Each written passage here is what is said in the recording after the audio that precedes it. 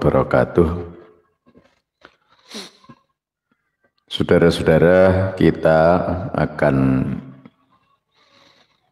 mengkaji kembali karangan Ibnu Athaillah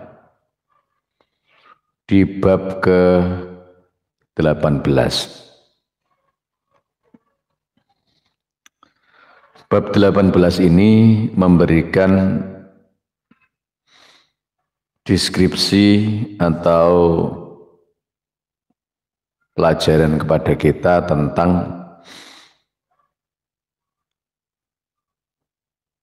mengisi waktu kosong dengan ibadah kepada Allah. Apa yang disampaikan oleh Syekh Ibnu Athaillah dalam kitab hikamnya, ihlatukal a'mala ala wujudil faragh min ru'unatin nafsi.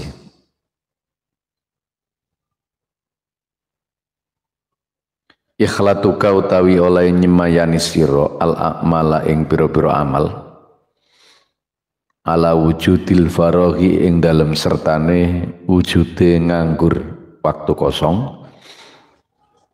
Min ru'unatin nafsi iku setengah saking kumprunge jiwa ira.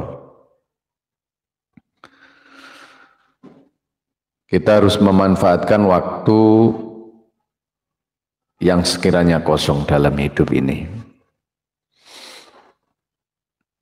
Kadang-kadang kita terlewati oleh waktu-waktu yang kosong dengan tidak melakukan hal-hal yang baik. Banyak orang-orang yang terlena dengan apa yang diperbuat, tapi dia tidak paham apakah bermanfaat atau tidak. Apalagi dalam kita berhubungan dengan Allah. Kita berhubungan dengan Allah itu sebenarnya di semua waktu. Kita ingat kepada Allah itu bukrotan wa asyian, baik itu pagi maupun sore. Ini menandakan bahwa zikir kepada Allah itu tidak terbatas oleh waktu. Tapi kadang-kadang manusia tidak paham. Dia hanya senang melakukan hal-hal yang tidak berfaedah di waktu-waktu yang dianggap kosong. Maka bagaimana kita bisa menjadi orang yang cerdas?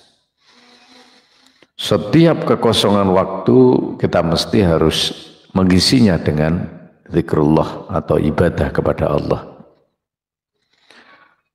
Nah, orang-orang yang tak mampu mengisi kekosongan waktunya dengan ibadah kepada Allah, dengan tafakkur, dengan tadzakur kepada Allah, maka kata Syekh Ibnu Athaillah, min ru'unatin nafsi, setengah saking kebodohannya jiwa.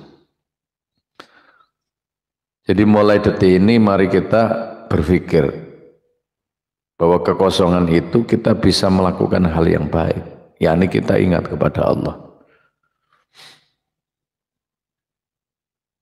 Kadang-kadang walaupun waktu itu adalah kosong, kita tetap tidak ingat kepada Allah. Padahal walaupun waktu itu adalah waktu sibuk, waktu itu adalah waktu kosong, tetap kata Allah dalam ayat Quran di situ, zikirlah, wasabbihuhu, dan bacalah tasbih. Jadi ayat wasabbihuhu bukratan wa asilah,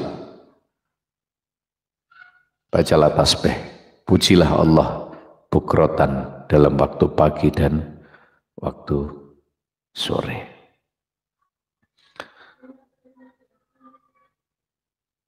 Memanfaatkan waktu, menjadikan waktu lebih berfaedah. Waktu tidak akan kembali. Maka dimanapun kita berada, lalu kita zikir kepada Allah, maka Allah akan memberikan sebuah manfaat balik.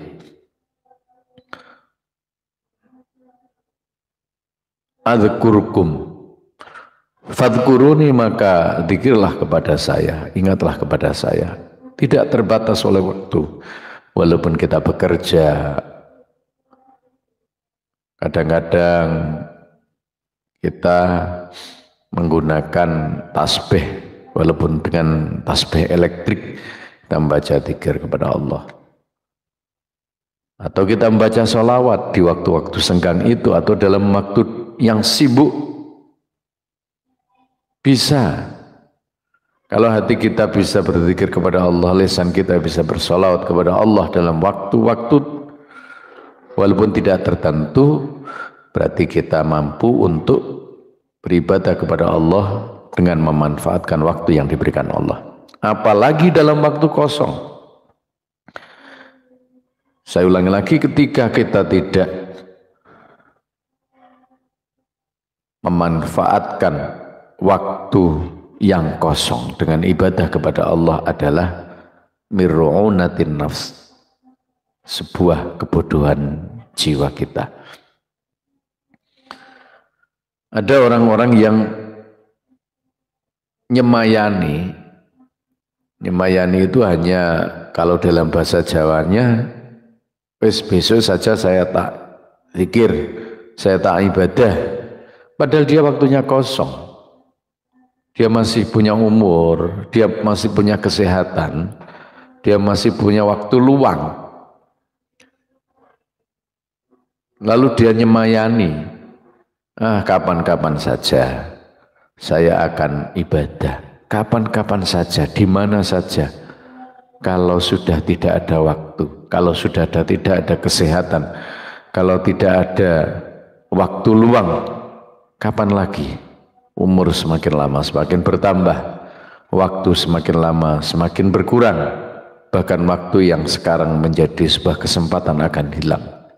Maka mulai detik ini kita gunakan waktu kita untuk berzikir kepada Allah, bersalawat kepada Allah, melakukan hal yang baik. Karena ketika kita hanya nyemayani untuk melakukan baik kapan-kapan saja, itu akan menipu diri kita dan menjadi bodoh pikiran kita serta jiwa kita. Semoga peringatan dari Syekh Ibnu Athaillah As-Sakandari ini memberikan kebaikan-kebaikan kepada kita dan menggugah kita dari orang yang malas menjadi orang yang giat dalam bekerja dan beribadah kepada Allah Subhanahu wa taala. Saya ulang lagi, orang-orang yang menghilangkan faedah di waktu luang, tidak beribadah kepada Allah, dia adalah orang yang terbodoh yang akan membahayakan dirinya. Wallahul muwaffiq ila aqwamit thoriq. Wassalamualaikum warahmatullahi wabarakatuh.